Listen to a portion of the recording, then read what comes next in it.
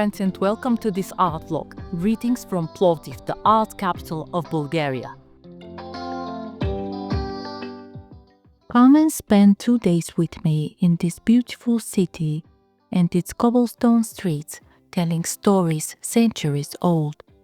We'll visit museums, art galleries, browse in art shops, and of course do some sketching and gather inspiration from Bulgarian culture. But let's go back in our journey where everything started. This H&M store. Wait, an H&M store? Yes, you heard me right. Under this ordinary shop on the main pedestrian street, you can see the remains of the ancient stadium of Philippopolis. From there, we bought daily tickets to 5 locations including museums and galleries, and I was over the moon. That's how our journey began, under an H&M store. Now let me show you some of the most beautiful Bulgarian houses I've seen. This is the Regional Ethnographic Museum, but it was once a house of a wealthy merchant. You can see in the exposition how the life of Bulgarians changed over the years. Stepping into these rooms was like traveling through time. They are full of texture, woven fabrics, carved wood, handcrafted tools, all showing how people once lived, worked, and celebrated in this part of Bulgaria. Even if you don't know the details of the traditions or objects, you feel their meaning. It's the kind of place that doesn't try to impress you. It just invites you to slow down, look a bit closer, and you are already captivated by its beauty.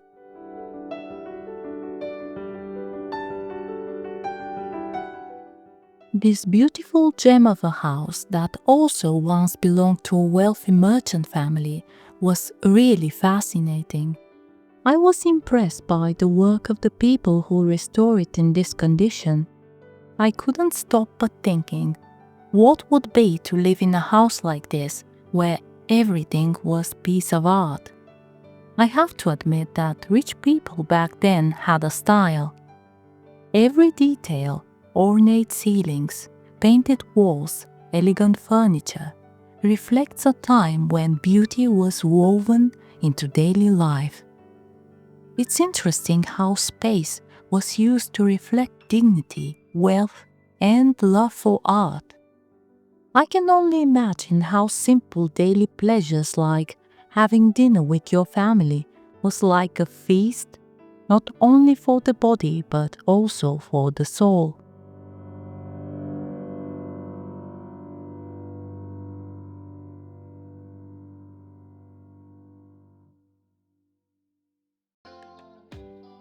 Time for a break near the ancient theatre with a glass of pomegranate lemonade. Built in the 3rd century, this theatre is adapted to the contemporary cultural life of the city. And your girl here didn't miss the opportunity to watch a play there, to see it full and imagine it during ancient times.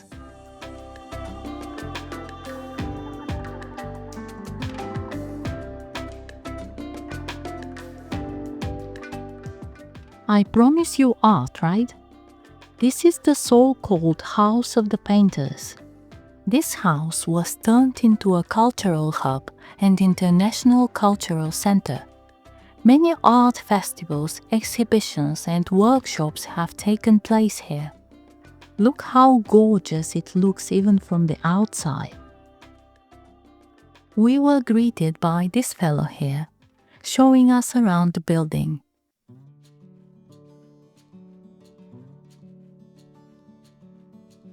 The house hosted the permanent exhibition of the famous Bulgarian artist Dimitar Kirov, and some of his personal belongings were included for us to enjoy. Here, I have to admit, this exhibition was so inspiring for me. I had the time to look into the eyes of these portraits, see his muse, how gracious and beautiful she was. This is one of these places that collected so many stories, friendships in the art community, love, and a lot of work. Stepping into the room that artists used for a studio was so magical. I stood there, holding my breath. Not only because the art was beautiful, but because you could sense how much of him was in it. I let myself actually dream of being so good that no one could turn eye from my paintings. This experience also reminded me that there are steps to walk through in an art journey that are not always pleasant, sacrifices you have to make, hard work, and you'll need that dose of courage to be disliked or unknown. Just have to remember to stay true to oneself. It may sound weird, but this cat was such a great host, showing us every room, probably knowing more than we could imagine. I've also written down my thoughts. I had to share them, to share how impressed I was. Also, I got inspired to do some sketching, which I will show you later on this video. Time to say goodbye, little buddy. You are such a perfect companion. Walking up and down the old town, my thoughts were with Bulgarian artists. So many of them poured their lives into their work, capturing something real, something honest, and yet we don't always give them the space or attention they deserve. Speaking about Bulgarian artists, let's go and see an exhibition of another famous Bulgarian artist, Zlatko Boyachiev. When it's so quiet, I feel like an intruder going inside these houses. When you step into the house, the first thing you see are two portraits, Hristo Botev and Ivan Vazov. Not just faces, but symbols of everything they gave to this country. Their words, their actions, their legacy. It's because of people like them that we are who we are today. Then you walk into the next room and suddenly Zlatko Boyachiev's world unfolds around you. His portraits, his scenes, they pull you in. But what's even more moving is his story. After a stroke left him unable to use his right hand, he didn't stop. He taught himself to paint with his left. He started again, and somehow his style changed, but his spirit never faded. It's one of those moments that makes you stop, not just because of the art, but because of the strength behind it. And watching these paintings, I couldn't stop thinking about the hard work behind it, the hours poured into every brushstroke. It's not just painting, it's persistence, discipline, and something almost impossible to explain.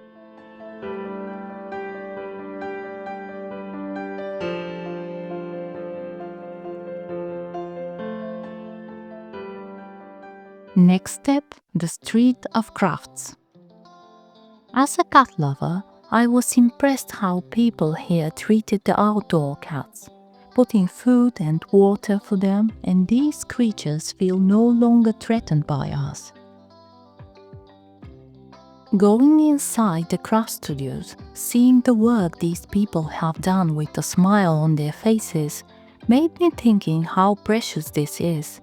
Smaller businesses, independent artists, making their living in their own way, mixing tradition with modern pop culture. They put their soul into their work. You can't buy anything that unique from the bigger companies.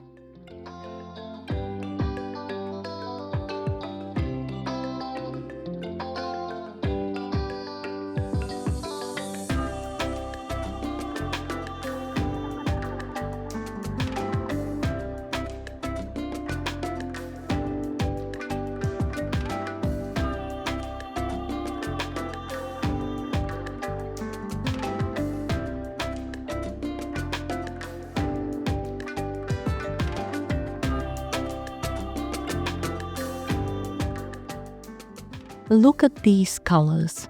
I've always admired textile artists. Creating a piece of art you can feel with other senses, not only the eyes. It's so impressive.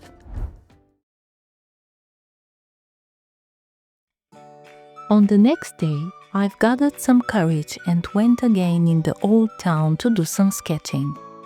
And I needed that courage, because it's a house I was planning to sketch. This is the famous Balabanov's house, and this angle looked very comfortable for sketching, provided a place for me to sit. If you stay with me later on this video, I will show you all the sketches I made in Bulgaria, and one cute art supply shop here in Plovdiv that left me really impressed.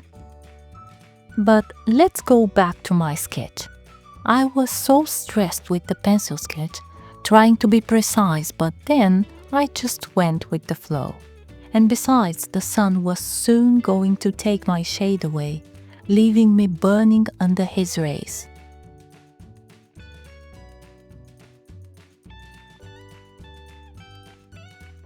As you can see by my smile, the best part is yet to come, using my watercolors.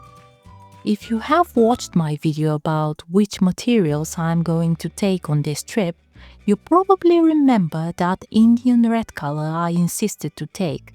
There it is. It's like I knew I'm going to need it. This house is very popular to visit, and I'm not sure you'll believe me, but I didn't plan to paint it. It was one of these happy coincidences, and honestly, it felt just right. The atmosphere is calm, almost timeless. Even if you don't know its history, you sense there is something special about it. It's elegant, but not in a showy way. Like all the houses I showed you in this video, here art feels at home.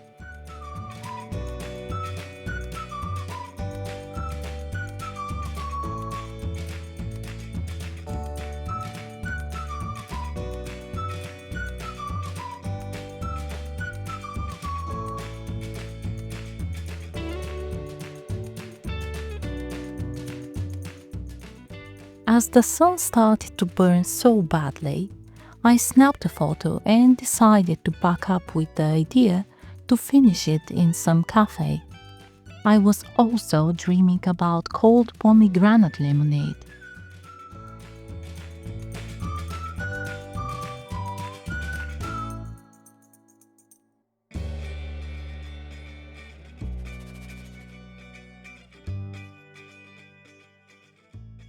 Here's the cafe from yesterday, and if you know me, well, you know how it goes. When I like something, I just stick to it. Also, I try to finish what I've started, so this sketch has to be finished, or at least in my own way.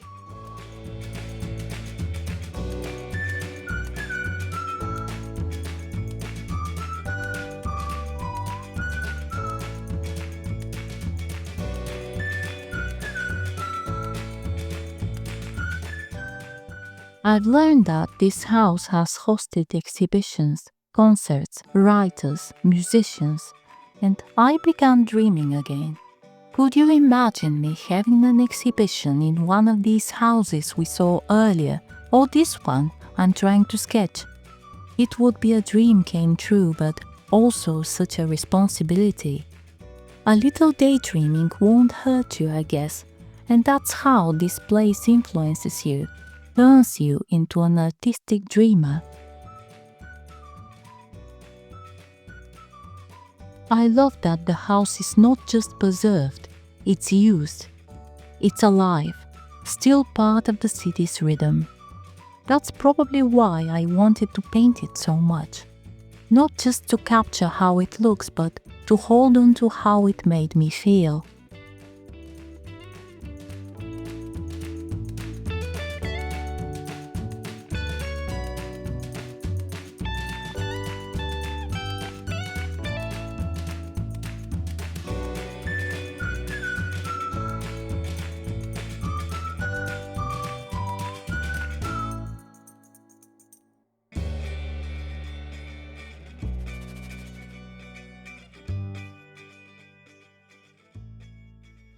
Here, under the shade, I could play a little bit with wet-on-wet technique and create some flowy clouds in the blue sky.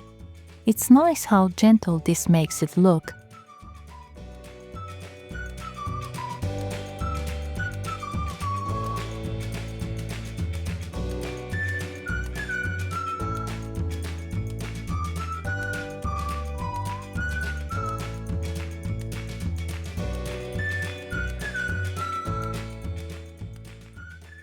I decided to stop at this point. Hope you like it.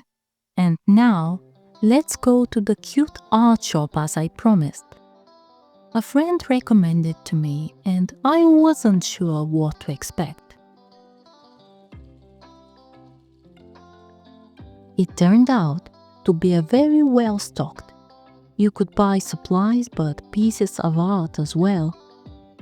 I had a really good time browsing inside, although I haven't searched for anything in particular.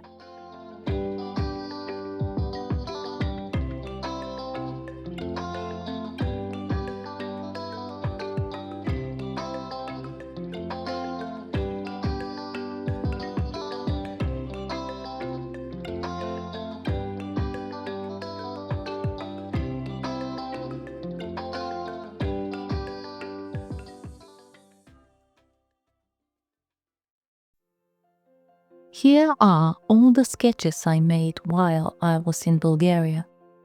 It was good to be back, down to my roots, mixing it with the feeling of being a tourist, exploring places I've never been. As always, I've searched inspiration in the small things, in everyday life, but was humbled by the incredible talent of big artists. If someday you decide to visit this country, let me tell you, it has beautiful nature, a lot of stories to tell, a lot of independent voices right there, waiting to be heard. In brushstrokes, in old studios, in quiet galleries tucked between cobbled streets. Find your inspiration. Thank you for watching. Stay creative, my friends. Bye.